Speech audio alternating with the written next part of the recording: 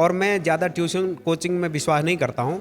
मेरा ये मानना है कि बच्चा अगर घर में पढ़े, सेल्फ स्टडी करे, तो वो निश्चित रूप से मेरिट में आ सकता है। कुछ ऐसे विषय जिनको बच्चे इस समय, जैसे एआई, आर्टिफिशियल इंटेलिजेंस, ये विषय अभी पाठ्यक्रम में रोबोटिक होना चाहिए। ये जो विषय वर्तमान के परिप्रेक्ष्य में हैं, जो वास्तव में जॉब ओरिएंटेड भी हैं और नई शिक्षा पद्धति के अनुसार हैं, तो वो निश्चित रूप से विद्यालय में इनको फीस हमने बहुत मानक के अनुसार बहुत कम रखी है। इसलिए कम रखी है क्योंकि हमारे वहाँ मध्यम वर्गीय परिवार के बच्चे पढ़ सकें। नमस्कार, न्यूज़ स्टूडेंट नेटवर्क में आपका स्वागत है। हम लोग इस समय हैं हल्द्वानी में और उत्तराखंड में एक ऐसा स्कूल है Hargovind Sayal inter college. Hargovind Sayal inter college में किस तरीके से टॉपर्स की एक जो है फहरिस्त है। 100 से ज़्यादा टॉपर्स यहाँ पर आ चुके हैं जो कि मेरिटोरियस हैं और मेरिट लिस्ट में आके तमाम स्थान बना चुके हैं। हाल ही में आज ही 2024 में अगर हम बातचीत करें तो एक लड़की है, उसने इंटरमीडिएट में ही टॉप किया है। हमारे साथ में खीम सिंह बिश जी हैं जो कि इस स्कूल के प्रधानाचार्य हैं। उनसे हम बातचीत करेंगे कि आखिरकार जो लोग स्कूल रन कर रहे हैं जनरली, तो वो कैसे रन करें जिसके ज़रिए ऐसे ही मेरिटोरियस स्टूडेंट्स उनके भी निकल पाएँ। हम सर से बातचीत करते हैं कि आखिरकार उन्होंने किस तरीके की प्रिपरेशंस कराते हैं टीचर्स के लिए और स्टूडेंट्स के लिए क्या शिक्षा देते हैं। सर बताएंगे किस तरीके से जो है आप अपने स्टूडेंट्स को तैयार करते हैं और अपने टीचर्स को कैसे तैयार करते हैं। हम सत्र की शुरुआत में 1 अप्रैल से ही नियमित रूप से पढ़ाई शुरू कर देते हैं और महीने में हम 2 या 3 बार अध्यापकों के साथ बैठते हैं। उनको बच्चों की छोटी से छोटी कमजोरी को दूर करने के लिए उनको कहा जाता है और अध्यापक भी बच्चों की छोटी छोटी चीज़ों का समाधान करते हैं। उनको किसी प्रकार की कोई समस्या न हो, इसका विशेष ध्यान रखा जाता है। और बच्चों को विशेष रूप से हम 3 कैटेगरी में बांटते हैं। एक तो जो टॉपर होते हैं, एक जो मध्यम होते हैं और जो कमज़ोर होते हैं। तीनों के लिए रिमेडियल क्लासें हमारे पास चलती हैं, मेरिटोरियस को और अच्छी मेरिट बनाने के लिए, जो बीच के हैं उनको और अच्छा स्कोर करने के लिए, और जो कमज़ोर हैं वो अनुत्तीर्ण न हो, अच्छा स्कोर करें। ऐसा प्रयास हम लगातार प्रारंभ से करते रहते हैं। सर मैंने देखा है कि कई स्कूल्स ऐसे भी हैं जहाँ पर बच्चे कभी मेरिट में आए ही नहीं। उनके लिए क्या बोलेंगे कि वो कैसे रन करें अपने स्कूल की, उनके यहाँ भी बच्चे कुछ मेरिटोरियस आ पाएँ, क्योंकि आप तो तमाम मेहनत करते हैं और देश के होनहारों को तैयार करने का आपने काम किया है। इसके लिए निश्चित रूप से ये कि मेहनत का कोई विकल्प नहीं है दुनिया में। वो बच्चे नियमित रूप से पढ़ते रहें और अध्यापक की बताई हुई बातों को ध्यान से सुनते रहें। और मैं ज़्यादा ट्यूशन कोचिंग में विश्वास नहीं करता हूँ। मेरा ये मानना है कि बच्चा अगर घर में पढ़े, सेल्फ स्टडी करे, तो वो निश्चित रूप से मेरिट में आ सकता है और अध्यापकों का मार्गदर्शन तो निश्चित रूप से उसको ध्यान में रखकर अपनी तैयारी करनी चाहिए। सर जिस समय जो है आप प्रिपरेशन कराते होंगे स्टूडेंट्स की, इसके अलावा जब आप टीचर्स से भी बातचीत आपकी होती होगी, आप नियुक्तियां भी जब यहाँ की होती होंगी, तो मैनेजमेंट एक बना हुआ है, उसकी स्क्रीनिंग कैसे करते हैं। एक अच्छा टीचर भी जो है तो होना बड़ा इंपॉर्टेंट है ना, उसकी स्क्रीनिंग कैसे करते हैं, टीचर्स की नियुक्ति जो है कैसे करते हैं आप। अध्यापक की नियुक्ति के लिए हम विज्ञापन देते हैं अखबार में। उसके बाद जब हमारे पास कैंडिडेट्स आते हैं तो उन कैंडिडेट्स को हम बारी बारी से डेमो क्लास में ले जाते हैं। बच्चों के क्लास में ही जाकर वो डेमो लेते हैं, न कि अलग से उनका, जिससे कि उनकी वास्तव में जो योग्यता है वो बच्चों के सामने प्रकट हो जाए। उनका प्रेजेंटेशन, उनका क्लास कंट्रोल, उनका सब्जेक्ट नॉलेज, ये सब हम लोग देखते हैं। एक्सपर्ट पीछे बैठे रहते हैं और बाद में फीडबैक हम बच्चों से लेते हैं। बच्चों को अगर ठीक रहा तो उस अध्यापक को हम नियुक्त करते हैं, अदरवाइज मना कर देते हैं। इसके अलावा सर देखा हम लोग भी जो है तमाम ऐसी चीज़ें देखते हैं कि बच्चे एक्स्ट्रा करिकुलम एक्टिविटीज़ को लेकर स्कूल्स जो है ज़्यादा प्रीफरेंस देते हैं। जैसे मैंने CBSE में देखा, कुछ उत्तराखंड बोर्ड के भी कुछ ऐसे स्कूल्स हैं।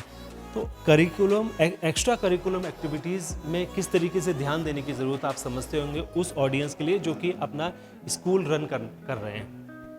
निश्चित रूप से केवल पढ़ाई के में ही बच्चे का सर्वांगीण विकास, या जिसको हम ऑल ओवर डेवलपमेंट कहते हैं, वह नहीं हो सकता।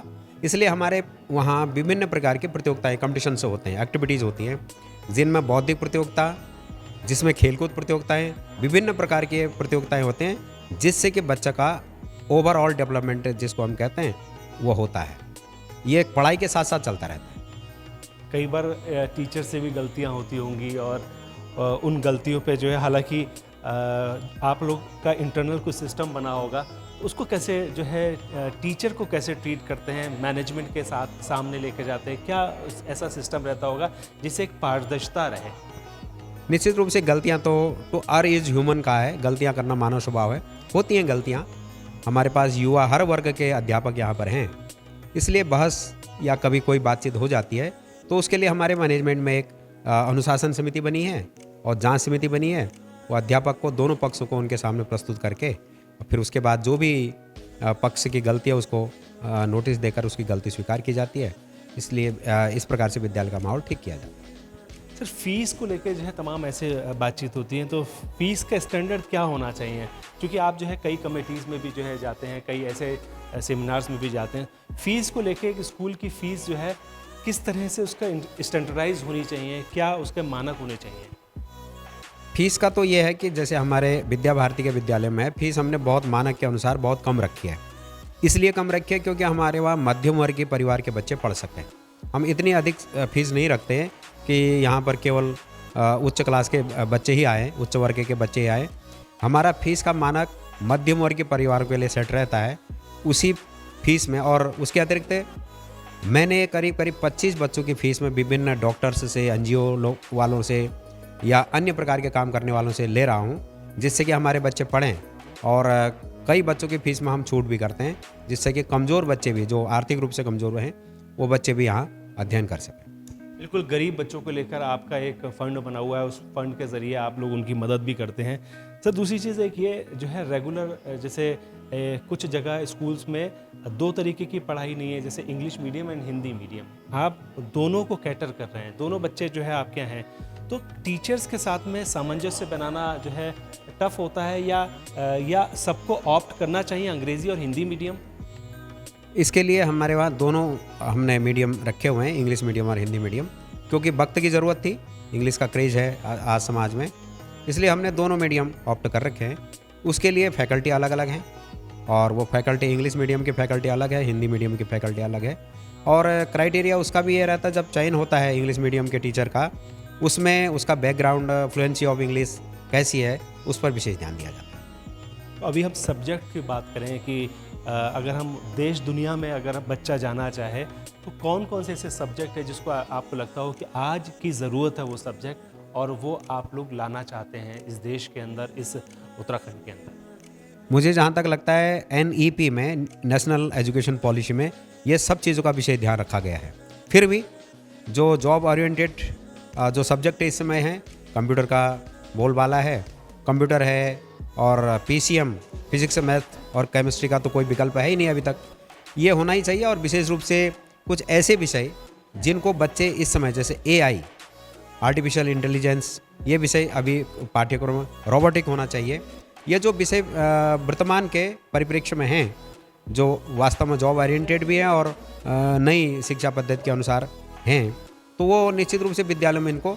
और साथ में मैं एक चीज़ और कहूँगा, क्योंकि मैं नियमित रूप से योग में जाता हूँ, तो बच्चों के स्वास्थ्य को भी ध्यान में रखते हुए योग की क्लासें भी नियमित रूप से चलनी चाहिए, ऐसा मेरा मानना है।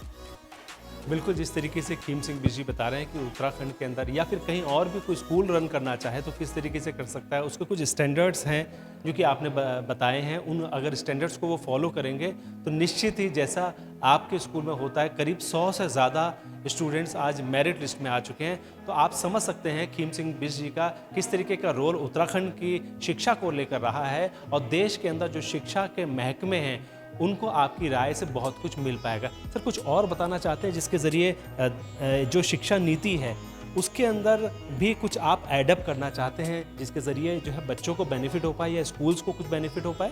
बिल्कुल, मैं निश्चित रूप से ये कहना चाहता हूँ कि बच्चों की चॉइस को ध्यान में रखते हुए, यानी ज़बरदस्ती उसको फिजिक्स, केमिस्ट्री, मैथ पढ़ानी है या बायोलॉजी पढ़ानी है, वैसे नेशनल एजुकेशन पॉलिसी में इसका ध्यान रखा गया है।